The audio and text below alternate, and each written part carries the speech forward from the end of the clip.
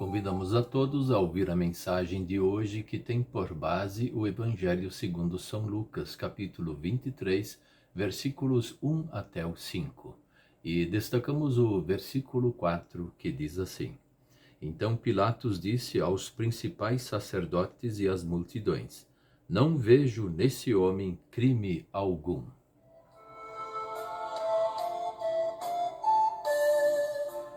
O tema de hoje é: quando se quer condenar até um inocente vira culpado.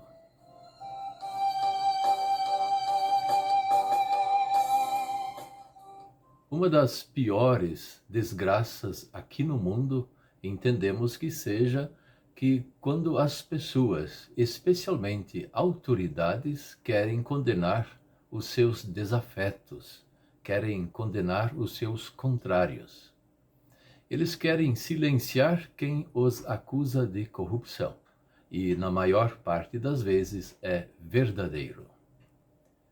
Provavelmente todos nós já fomos alvos de mentiras, de acusações falsas, que com estas acusações tentaram estragar o nosso bom nome, nos prejudicar a nós e a nossa própria família.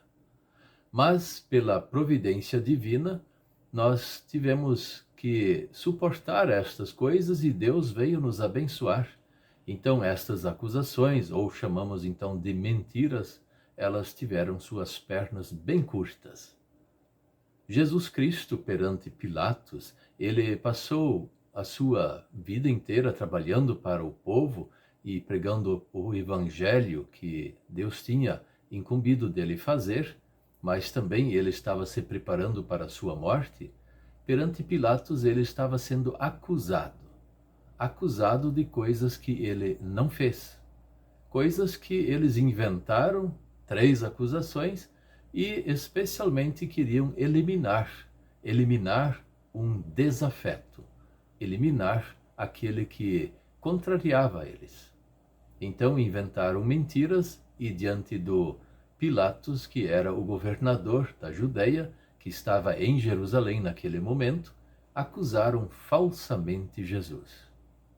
Mas o próprio Pilatos, que já tinha investigado algo sobre Jesus, ele sabia que isso tudo era mentira. E por isso que ele disse nesse versículo: Então Pilatos disse aos principais sacerdotes e às multidões: Não vejo nesse homem crime algum.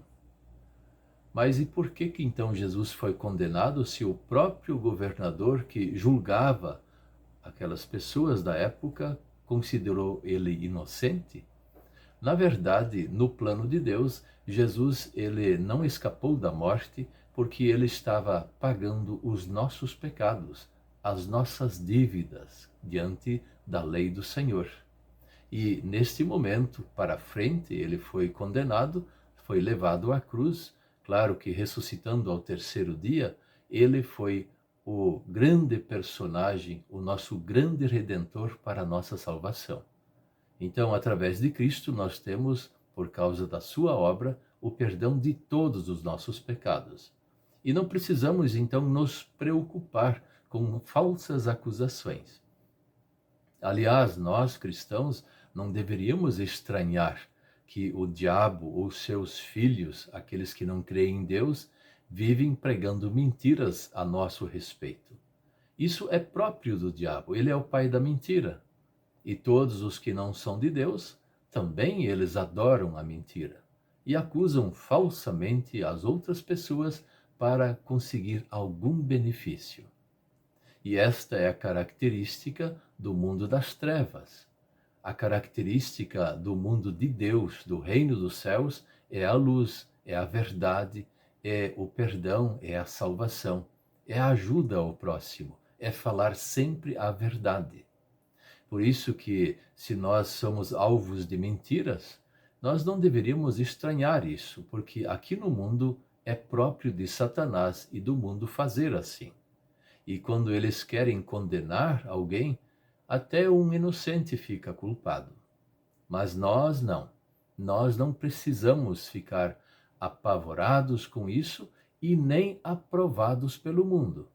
Por um lado, nós não temos medo das acusações e, por outro lado, nós não precisamos da aprovação do mundo e do diabo. Nós confiamos no Senhor e, juntos com Deus, seguimos em frente. Jesus também, ele ficou na verdade, e mesmo que isso custasse a sua própria vida, ele ficou na verdade. É claro que a obra dele era para a nossa salvação. Mas muitos e muitos personagens bíblicos se tornaram mártires, porque eles ficaram na verdade e não se importaram com as mentiras que foram faladas a respeito deles. Confia no Senhor, segue em frente se falam verdades ou mentiras, isso não deve mudar a nossa vida. Nós confiamos no Senhor e seguimos em frente. Amém.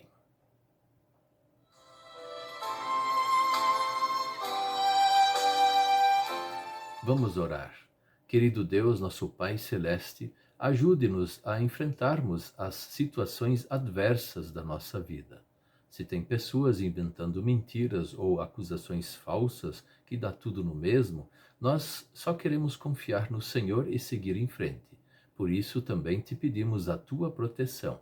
Venha nos ajudar, venha facilitar a nossa vida. Confiamos no Senhor, em nome de Jesus. Amém.